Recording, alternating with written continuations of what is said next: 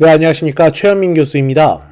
오늘은 컴퓨팅 사고의 일상 적용에 대해서 한번 이야기를 해보도록 하겠습니다.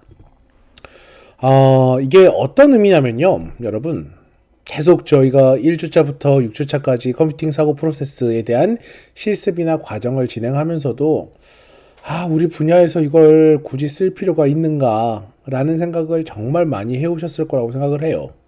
특히 과 중에서 이제 전통 조리학과라든가 뭐 이런 거 같은 경우에는 그냥 그 일 자체가 상대적으로 봤을 때 좀 너무 동떨어져 있죠. 뭐냐면 컴퓨팅 사고라든가 컴퓨터 활용이라든가 이런 것들과 실 업무와 동떨어져 있다라는 측면으로 봤을 때 아무래도 여러분들이 생각하셨을 때도 이걸 학습하는 게 어떤 의미가 있는가 고민이 많이 되실 거라고 생각을 합니다. 그래서 제가 이제 일상 적용이라는 측면에서 이야기를 좀 해드리려고 하는데요. 여러분 컴퓨터를 어떻게 언제쯤 어떻게 주로 사용하시나요? 한번 생각해 보셨어요? 일상에서 여러분들이 사용하는 컴퓨터, 우리 지난번에 그 인공지능이라든가 사회적인 측면을 얘기했겠지만 알게 모르게 많은 부분에서 컴퓨터가 사용되고 있죠. 대표적인 게 여러분들 스마트폰으로 뭔가를 사용하시는 게 있으실 것이고, 요새는 새로운 아파트나 이런 데 입주를 하게 되면 아예 그 IoT 시스템으로 해서 그 전체적으로 뭐 이 온라인 자체 아니면 그 스마트 라이프라는 식으로 해서 모든 것들이 다 집 안에서 엘리베이터를 부른다던가 차량이 들어오면 그 지하 주차장으로 들어오면 미리 지하 주차장으로 엘리베이터를 오게 한다던가 화재나 이런 측면에서 문제가 생기면 바로 차단을 한다던가 이런 것들이 당연스럽게 되어 있는데요. 그건 이제 시스템, 우리가 보조적인 시스템으로 사용할 때 쓰는 방식이고, 나라는 사람이 인문 사회 계열에서 그냥 일반적인 삶을 살아갈 때 어떻게 이러한 컴퓨팅 사고를 사용할 수 있을까는 좀 별개의 문제라고 할 수 있을 거예요. 그래서 그 측면을 갖고 이제 일상 적용이라는 측면을 갖고 오늘 이야기를 하려고 하고 있고요. 더 나아가선 이 측면의 내용이 바로 우리의 중간고사 과제와 기말고사 과제와도 직간접적으로 매우 연관이 잘 되어 있으니까 주의 깊게 들어주시기 바랍니다. 네. 나중에 기회 되면 한번 실시간 수업 같은 경우에 온라인 실시간 수업을 해보는 것도 나쁘지 않을 것 같다라는 생각은 드네요. 여러분들의 의견을 좀 듣고 싶은데 지금 현재는 너무 이제 저 혼자 일방적인 강의 형태로 진행을 하다 보니까 그런 측면이 매우 아쉽습니다. 자, 그럼 다시 한번 넘어가 볼까요? 자, 일상 적용이라는 측면에서 봤을 때 우리가 컴퓨터를 사용한다라는 건 대부분 어떠한 사진, 그러니까 스마트폰이겠죠? 사진을 찍는다던가 아니면 SNS를 올린다던가 아니면 관련된 정보를 검색해서 찾는다던가 이런 용도로 흔히 많이 쓰실 거예요. 그럼 역으로 여러분들이 이런 것들을 최대한 활용하는 시스템은 무엇이냐? 바로 거의 모든 여러분들이 어딘가에 관계를 맺거나 SNS든 아니면 다른 관계든 상관없습니다. 관계를 맺거나 소통을 하는 방식으로 이 컴퓨터를 활용하실 필요가 있다는 거죠. 자, 쉽게 얘기하면 여기 계신 분들은 아마 취업 혹은 창업을 생각하시고 계신 분들도 꽤 되실 겁니다. 그리고 뭐가 됐던 간에 스스로의 브랜드를 만들고 스스로를 성장시키는 목적을 가질 필요가 꽤 있다라고 생각을 합니다. 그러니까 어떤 분들이든지 간에 그냥 흘러가는 삶을 살고 싶다라는 생각을 가지면서 그냥 의미 없이 사는 사람은 없다고 생각을 해요. 다 성공을 하고 싶어 하고 여러분만의 무언가를 아웃풋으로 도출하고 싶어 하시겠죠. 꼭 이 케이크, 뭐 그 정도까지 야망이 없을 수도 있을 겁니다. 그럼에도 불구하고 만약 내가 패션 디자인 쪽에 공부를 하고 있다면 어떻습니까? 내 쇼, 내 옷, 이런 내 브랜드에 대한 런칭을 하고 싶을 거고, 그 과정에서 사업이라든가 아니면 디자인으로서 성장하는 어떠한 경험이나 그 과정을 밟게 될 겁니다. 이건 꼭 패션 쪽이 아니라 뭐 전통 조리학과나 이런 쪽도 마찬가지겠죠? 그러니까 기존의 어떤 기술이나 활용 같은 걸 할 수 있어야 되겠지만 그걸 떠나서 그 다음에 뭡니까? 본인의 브랜드로 무언가를 만들어야 될 필요가 있죠. 우리가 흔히 명인이라고 하잖아요. 제가 뭐 그분들을 다 알지는 못하지만 본인만의 어떤 비법이라든가 기법, 그 다음에 연습 과정을 거쳐서 좋은 걸 만들었다. 근데 그럼 만들어서 끝나는 겁니까? 아니죠. 지금 시대는 그런 게 아니지 않습니까? 이런 건 우리가 TV를 봤을 때도 금방 확인할 수 있어요. 여러분 예전에 뭐가 있을까요? 요새는 골목식당이라든가 막 이런 걸 보다 보면 정말 열심히 하는데도 불구하고 맛이 너무 좋음에도 불구하고 홍보라든가 전달 수단, 표현 수단이 안 좋아서 가게 운영이 잘 안 되는 것도 많이 보실 수 있으셨죠. 그러니까 실력도 없고 준비도 안 된 사람이 못하는 건 안 되는 건 당연한 거고, 문제는 그런 걸 다 갖췄는데도 불구하고 전달이나 소통, 표현 자체가 안 돼서 문제가 되는 경우가 많다는 겁니다. 그리고 지금 시대의 그 전달, 홍보, 표현의 수단은 뭡니까? 거의 다 바로 컴퓨터와 직간접적으로 연결이 돼 있죠. 그래서 제가 여러분들에게 제안 드리고 싶은 것도, 그럼 바로 나를 컴퓨팅 사고 프로세서로 한번 분석해 보는 건 어떨까라는 겁니다. 그러니까 기본적인 측면에서 이 수업 자체가 인문사회 계열의 컴퓨팅 사고 프로세스를 연습하는 과정이긴 하나, 지금 대부분의 사회 자체가 이공계라든가 컴퓨터가 너무나 당연스럽게 사용되는 사회에 있기 때문에 우리가 아무리 감성적인 측면의 소스를 갖고 있다고 하더라도 그걸 표현하는 수단 자체는 이과적인 혹은 이런 이공계의 컴퓨터를 사용하는 형태의 수단을 어느 정도까지는 알아야 될 필요가 있다는 것이겠죠. 이건 다른 쪽으로도 설명드릴 수 있어요. 뭐냐면 지금 코로나 사태 때문에 갑자기 대부분의 수업이 어떻게 됐습니까? 이렇게 온라인으로 바뀌었죠, 여러분? 네, 온라인으로 보다 보면 이렇게 영상을 촬영해서 저처럼 영상을 촬영해서 하시는 분들도 계실 것이고, 아니면 PPT에 음성을 덧붙여서 하시는 분들도 계실 것이고, 아니면 어떤 분들 예를 들어서 과제물로 이제 이 수업을 진행하시는 분들도 계실 겁니다.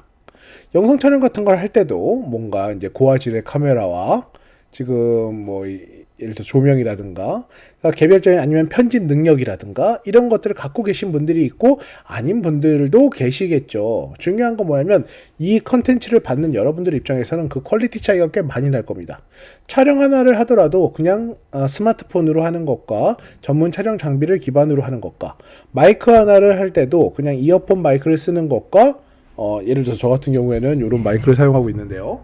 그러니까 이런 마이크를 사용해서 편집 용도의 오디오를 기록하는 것과는 아웃풋 퀄리티에서 차이가 난다라는 겁니다. 여러분들도 마찬가지예요. 제가 이제 여러분들이 속한 전공 분야를 다 알고 있진 못하지만 제가 가르치는 학생들 같은 경우에는 제가 이제 교육학 쪽이기 때문에 교육학 분야의 분들이 많습니다. 교육학에서 창업이나 사업을 하시려고 하시는 분들 얘기를 들어보면 제일 많이 들리는 얘기가 뭐냐면 내가 만든 프로그램이 너무너무 좋은데 그걸 알아주는 사람이 없다는 거예요. 막상 제가 그 프로그램을 보잖아요. 좋아요. 잘 만들어져 있고 정말 필요할 것 같아요. 그런데 뭐가 문제냐? 홍보가 안 되고 표현이 안 되고 검색해도 찾을 수가 없습니다. 여러분도 마찬가지일 거라는 거죠.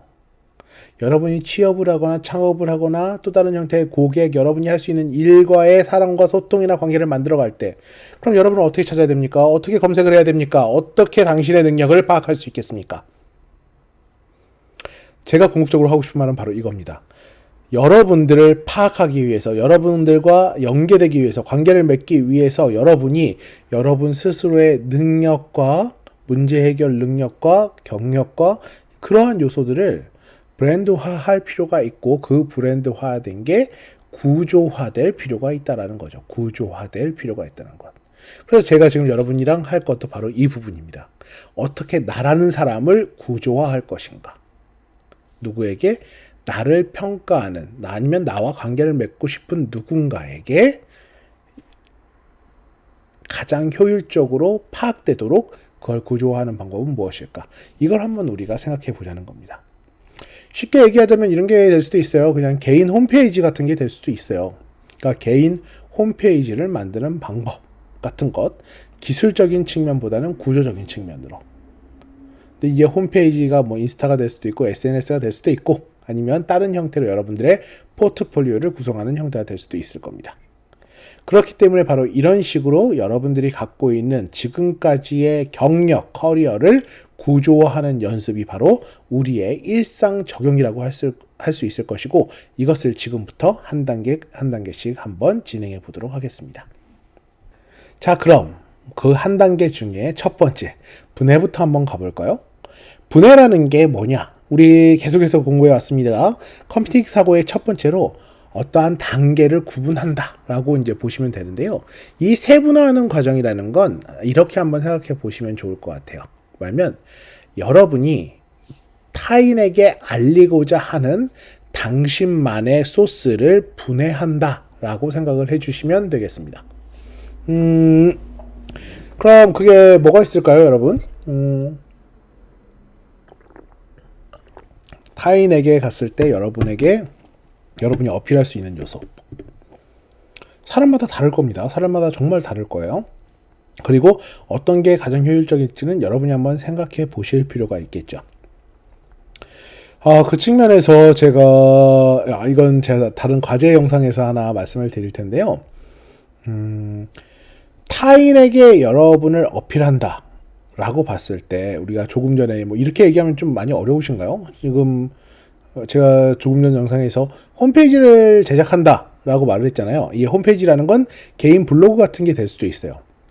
그게 가장 효율적인지 아닌지는 여러분이 판단하셔야 되는데 카테고리를 나누시잖아요. 근데 그 카테고리를 여러분을 가장 잘 어필할 수 있고 표현할 수 있는 방식으로 나눈다 라고 생각을 해주시면 될 것 같아요. 어려우신가요? 예를 들어서 패션학과에 어떤 친구가 있다, 학생이 있다라고 한번 생각해 봅시다. 이 학생 같은 경우엔 온라인 홈페이지 혹은 온라인 개인 포트폴리오 약간 홈페이지나 블로그 같은 걸 만든다고 했을 때 카테고리화하지 않겠어요, 이걸? 첫 번째 뭐가 필요하겠습니까? 본인에 대한 기본적인 정보 같은 것들을 많이 넣으시겠죠. 뭐 나이가 될 수도 있고 연도가 될 수도 있고 사진이 될 수도 있고 당신이라는 사람을 알릴 수 있는 기본적인 정보. 그 정보의 카테고리는 또 여러 가지가 나올 수 있을 거예요. 그러니까 기본 정보가 될 수도 있고 학력이 될 수도 있고 경력이 될 수도 있겠죠. 그럼 나에 대한 개인 정보에서 이름, 학력, 경력, 그 다음에 뭐 약간 자격증, 뭐겠습니까? 그냥 이력서 같은 거죠. 그러니까 이력서인데도 그 이력서가 구분되는 건 이유가 있는 거예요. 뭐냐면 이 이력서에서 여러 가지 측면의 정보가 나눠진 건 한 번에 당신이라는 사람을 알아보기 위한 그 구조화를 그러한 질문이나 영역으로 나눠 놓은 겁니다. 그러니까 이렇게 생각을 해주시면 되겠죠. 그게 개인 정보라는 측면에 하나가 있을 것이고, 두 번째는 관념적인 측면에서 내가 패션에 대해서 생각하고 있는 패션에 대한 가치관 혹은 패션을 직업으로 선택하게 된 이유, 그러한 측면에서 글이나 아니면 간단한 어떠한 표현으로서 나타나는 게 또 하나의 카테고리가 될 수도 있겠죠. 세 번째는 포트폴리오가 될 수 있겠죠. 여러분이 패션업계에 종사하기 위해서 어떻게 그만큼 다양한 형태의 일들을 해왔다라는 것. 그게 뭐 사진이 될 수도 있고 그 과정에 대한 다른 뭐 파일이 될 수도 있겠지만 그걸 여러 가지로 표현할 수 있지. 그걸 또 카테고리화 할 수 있겠지 않겠습니까?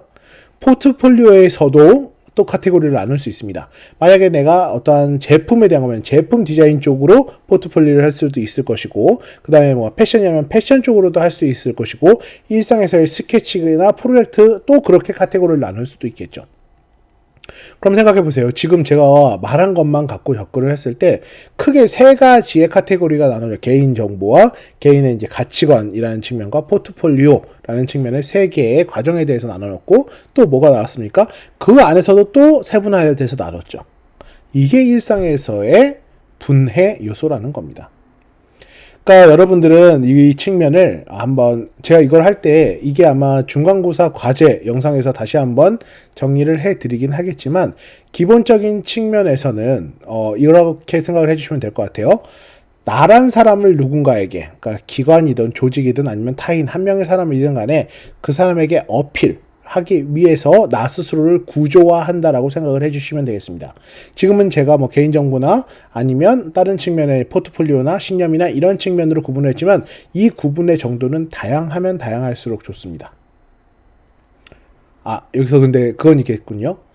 다양하면 다양할수록 그 홈페이지나 내용에 대한 알참은 분명히 존재하겠지만 그럼에도 불구하고 우리가 뭐 클릭을 해서 들어간다던가 정보를 찾아볼 때 한 3단계, 4단계가 넘어가면 안 되겠죠. 웬만해서는 짧게 가는 게 좋을 겁니다. 그러니까 큰 단위로 구분하는 측면이 있을 것이고 그 큰 단위별 작은 단위로 구분하는 것들이 있을 거예요. 그걸 한번 여러분이 구성을 해 주시면 좋을 거고, 이 분해 요소론 같은 경우에는 우리가 일상에서 적용하는 측면이나 정보를 분석하거나 아니면 정보를 분류할 때 표로 정리한다, 그러니까 표로 정리하시는 게 좀 편하실 겁니다. 그러니까 마인드맵이나 만다라트처럼 뭔가 하위 단계로 이렇게 움직여가는 형태의 표, 이렇게 했을 때가 조금 더 좋은 방식의 여러분들의 분해라고 볼 수 있을 거예요. 제가 여러분들께 드릴 과제 중에 이 분해에서 여러분이란 사람에 대한, 여러분의 사람이란 주제로 만다라트 실습지를 하나 포함시켜 드릴게요. 만다라트 같은 경우에는 수업 내에서 제가 이 컴퓨팅 사고 수업에서는 자주 다루는 내용은 아닌데요.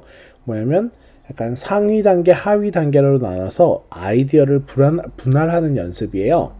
그럼 여러분들 입장에서는 어떻게 하시는 게 좋냐면, 여러분들의 이름 있잖아요. 그러니까 본인, 나란 사람, 뭐 최현민이라는 사람을 표현할 수 있는 8가지의 요소를 한번 구분을 해보시고, 그 8가지 요소에 대한 측면을 다시 확산해서 또 각각에 대한 세부적인 측면을 한번 구분해 보시는 걸 개인적으로 추천드립니다.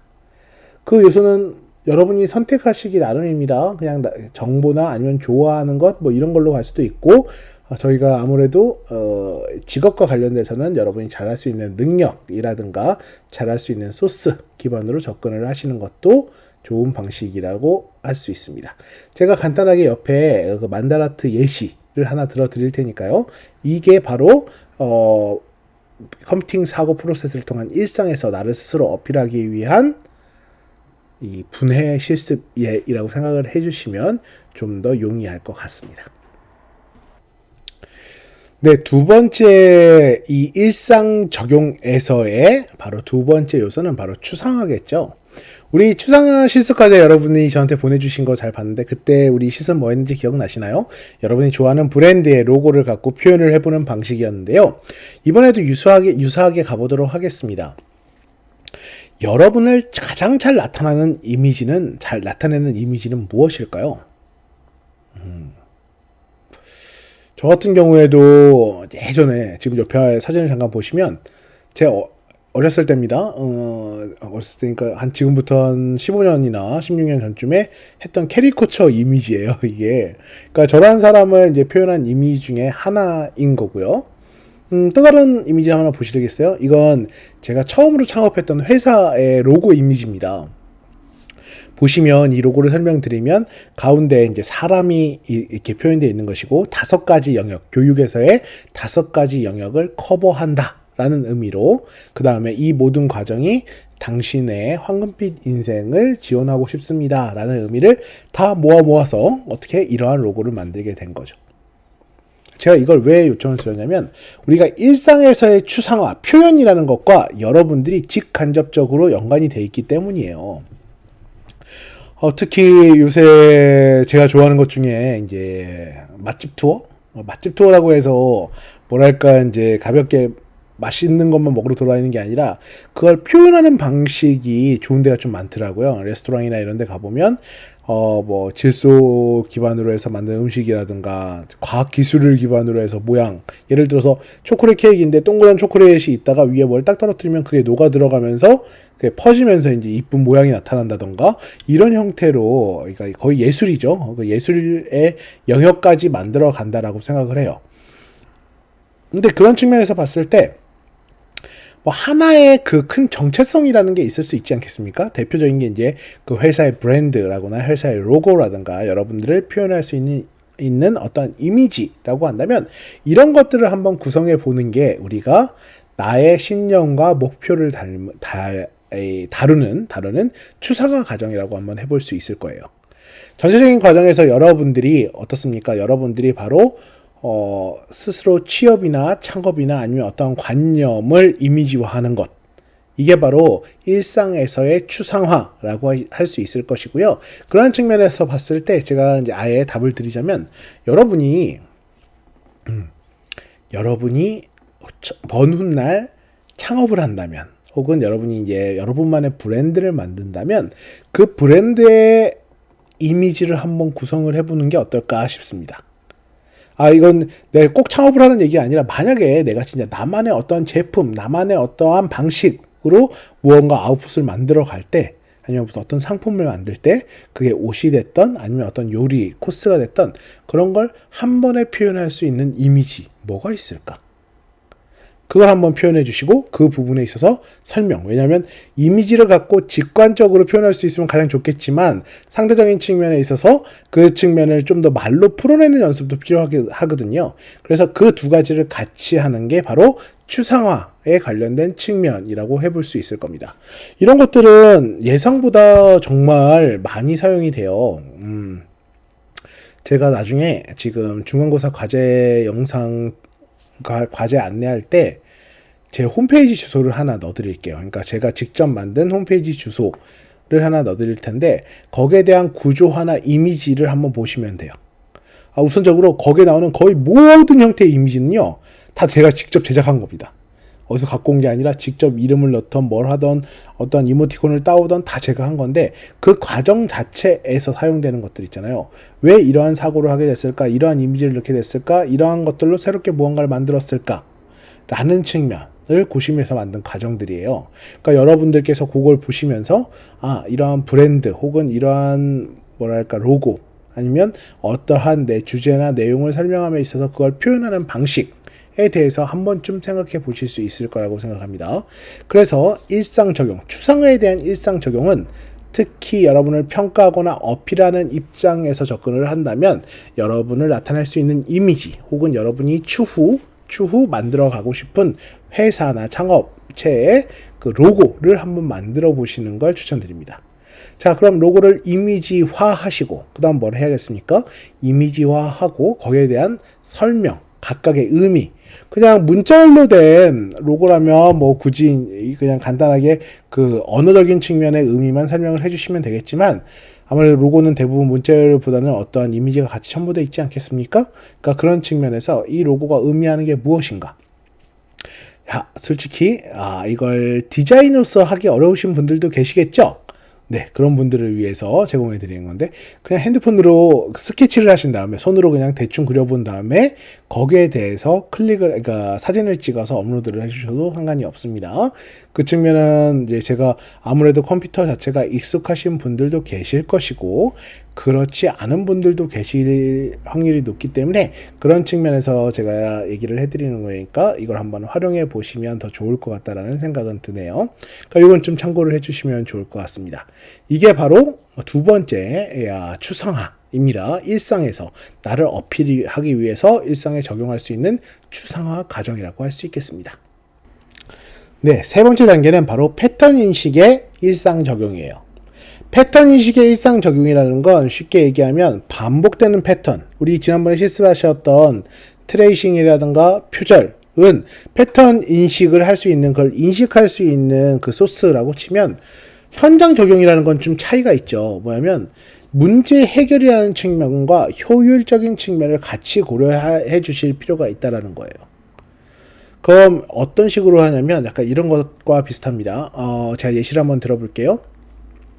제가 여러분들께 이제 수업을 이렇게 진행하지 않습니까? 근데 저는 이 수업 말고 다른 수업도 많이 진행을 하거든요.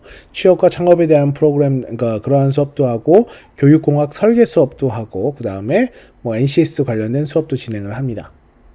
그럼 이 모든 과정을 진행함에 있어서 내용은 다르지만, 준비 과정은 일부 다르겠지만, 큰 형태의 운영 패턴은 똑같다는 거죠.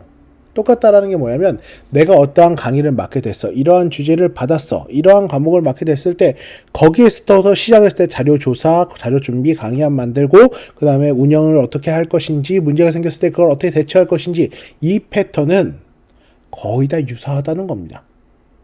이 패턴은 어디서 나왔을까요? 바로 제 경험에서 나왔겠죠. 제가 기존에 해왔던 경험, 혹은 기존에 봐왔던 다른 형태의 우수한 패턴을 바탕으로 해서 이러한 패턴이 형상화가 된 것일 겁니다. 그럼 일상에서 여러분들이 한번 이 패턴화를 한다라는 건, 아마 여기서 이제 알고리즘과 조금 차이가 있을 수 있는데, 알고리즘이 이제 선택이라든가 반복에 대한 측면이라면 패턴 같은 경우에 이미 규정화되어 있다라고 생각하시는 게 조금 더 좋을 거예요. 이미 이렇게 하면 그 과정에 대한 측면, 어떠한 패턴으로서 이런 것들이 일어난다. 이건 현장에서 봤을 때 약간 이런 것도 있지 않겠습니까? 예를 들어서 패션 쪽 친구들 같은 경우에는 내가 선호하는 측면이 있을 거예요. 어떤 선호하는 디자인이라든가 선호하는 패션이 있겠죠? 그럼 내 포트폴리오나 작품을 하더라도 그 패션의 경향이라든가 그 패션의 패턴이라든가 트렌드라든가 이런 것들을 조금 쫓아가는 경향이 있지 않겠습니까? 이건 뭐 음식이라든가 이런 것들도 마찬가지겠죠. 뭐 빙수, 이 트렌드가 뭐 빙수도 있고 아니면 빙수 제가 좋아하니까 예를 들어서 이제 제가 보면 빙수를 만들 때 그건 트렌드라고도 표현을 할 수 있겠지만 만드는 과정에 있어서 고정된 패턴이 있겠죠. 그리고 어떻게 팥을 만들 때 특히 맞아요. 이런 것들이 있겠죠. 팥 같은 거 단팥으로 무언가를 할 때 팥을 직접 쓰거나 거기서 끓여야 되는 시간이라든가 이런 것들에 대한 건 고정된 패턴이 있을 겁니다. 생활의 달인? 이나 아니면 생생정보통 같은 프로그램을 보다 보면 지방에 있는 여러 가지 식당 중에 그 정말 열심히 하는 요리사분들께서 매일 반복되는 패턴으로 이걸 만들기 위해서 어떤 노력을 하시는지, 전에 이연복 주방장님도 이런 얘기를 하신 적이 있는데 뭐 만두를 하거나 어떤 걸 하거나 이건 가르쳐도 못한다고, 힘들어서 실제로 이걸 정말 이 맛을 내기 위해서는 이 정도의 노력이 필요한데 그렇게 매일 할 수 있는 사람은 많지 않다라고 말하는 인터뷰를 들은 적이 있거든요. 그러니까 이런 것들이 이제 패턴이라고 할 수 있겠죠. 자, 그럼 우리가 일상에서 타인에게 어필할 수 있는 패턴이라는 건 쉽게 말하면 여러분들의 성실도와 직간접적으로 관련이 있다고 말을 할 수 있을 겁니다. 그럼 한번 생각해 볼까요? 여러분의 반복적인 측면의 일상에서 반복적인 측면의 요소를 한번 체크해 보시면 좋을 것 같아요. 요건. 그러니까 이게 뭐냐면 여러분의 삶의 계획표라고 해야 될까요? 만약 일주일치라고 치면 늘 새로운 약속이 잡힐 수도 있고 늘 반복되지 않는 측면이 있을 수도 있겠지만 그럼에도 불구하고 여러분이 일상에서 반복되는 패턴적인 측면이 있을 겁니다. 저는 적어도 있어요. 뭐냐면 어떤 의미냐면 이게 성실이라고 말한 것처럼 책임감과 관리적인 측면이랑도 같이 직간접적으로 어필이, 그러니까 연계가 될 수 있기 때문에 상대적으로 봤을 때는 이걸 한번 해보시면 좋을 것 같아요. 지난번에 패턴 인식에서의 실습 과정이 뭐였습니까? 다시 한번 설명드리면 그때는 반복되는 측면의 트레이싱이나 표절에 대한 걸 확인하는 거였잖아요. 여러분의 일주일의 시간표를 한번 설정해 보신 다음에 그 중에 반복되는 측면의 요소, 이 반복에서도 의미 없는 반복, 뭐 식사라든가 취침이라든가 이런 게 있고 의미 있는 반복이 있을 겁니다. 그걸 한번 구분해 보시는 게 패턴 인식의 중요한 요건이 되겠죠. 그리고 이 패턴이 또 다른 형태로 인식이 되게 되면 이건 이제 계획표 형태로 좀 바꿔서 설명을 할 수도 있을 거예요. 쉽게 얘기하자면 이제 일상에서 사람들이 본인의 계획이나 시간표 같은 걸 짤 때 보면 세분화해서 한번 짜잖아요. 그리고 그걸 새로운 계획을 세운다가 아니라 기존에 있는 걸 분석한다는 측면으로 봤을 때는 많은 후회가 남을 거예요. 뭔가 열심히 한 거 할 것 같은데도 불구하고 그런 걸 하지 않고 그냥 흘러가는 시간, 뭐 스마트폰을 한다던가 TV를 많이 본다던가 멍 때리고 있다던가, 그러니까 이런 시간들이 꽤 많이 포함되고 있다는 거죠. 그래서 제가 여러분한테 요구하는 건 뭐겠습니까? 새로운 계획표를 요구하는 게 아니에요. 만약에 지금 이 시점에서, 이 강의를 듣는 시점에서 일상 적용으로서 패턴 인식은 뭐냐면 여러분들의 일주일치의 시간표를 한번 작성해 보시는 걸 추천드립니다. 자, 그럼 작성해서 끝나는 게 아니겠죠. 이 작성과 변화에 대한 측면을 같이 한번 나타낼 필요가 있는 거예요. 그럼 작성은 뭐겠습니까? 작성 같은 경우에는 내가 일주일 단위로 일, 월, 화, 수, 목, 금, 토까지의 시간을 24시간으로 구분했을 때 각각의 측면에서 어떠한 일상을 보내고 있는가를 확인한 다음에 그걸 분석해 보셔야겠죠. 분석이라는 건 반복적인 측면에서, 반복 패턴이라는 측면에서 의미 없는 반복과 의미 있는 반복, 한번 구분해 보시고 의미 없는 건 약간 식사라든가 취침이라든가 멍 때리는 거나 이런 것들, 그런 패턴의 반복이라고 보시면, 의미 있는 반복이라는 건 시간 차이는 있을 수 있겠지만 그 안에서 여러분들이 어떤 하나의 목표를 위해서 시간 투자를 한다던가 나를 위해서 뭔가 더 투자를 하거나 도전을 한다던가 이런 측면이라고 보시면 될 것 같아요. 이걸 굳이 왜 하겠습니까? 의미 없는 반복을 줄이고 의미 있는 반복 시간을 확장하기 위해서입니다. 이건 어떻게 보면 일상에서 이제 패턴 인식, 그러니까 컴퓨팅 사고에 효율적으로 따르는 이 패턴 인식과는 좀 차이가 있는데요. 제가 계속 말씀드리잖아요. 이걸 그냥 컴퓨터로 접근하는 게 아니라 일상에서 적용으로 한번 접근해 보자라는 거예요. 여러분 스스로를 삶에서 분석하는 용도로 이걸 한번 접근해 보자는 겁니다. 여러분의 삶 속에서 의미 없이 반복되는 혹은 의미 있게 반복되는 측면의 패턴을 찾아보고 어떻게 의미 없는 시간은 줄일 수 있도록 노력을 해보고 의미가 있는 시간은 더 확장해 보도록 노력하는 게 바로 패턴 인식의 일상에서의 적용이라고 말할 수 있을 겁니다. 네, 그래서 이 측면을 여러분이 가능한 한 세부적으로, 그 다음에 분류가 된 측면을 다시 나열을 함으로써 추후 계획에 반영을 할 수 있겠죠. 아마 이번에는 제가 여러분들께 따로 이제 과제를 드리진 않겠지만 중간고사 과제에서 지금 말씀드린 부분이 좀 더 디테일하게 표현될 가능성이 높으니까 그건 좀 참고를 해주시면 감사하겠습니다. 네, 네 번째 일상 적용입니다. 바로 알고리즘에 대한 부분이죠. 혹시 지난 시간 알고리즘에 했던 측면에서 제가 이게 왜 필요한가, 필요성에 대해서 말할 때 매뉴얼이 필요하다라는 거 기억나시나요, 여러분? 매뉴얼?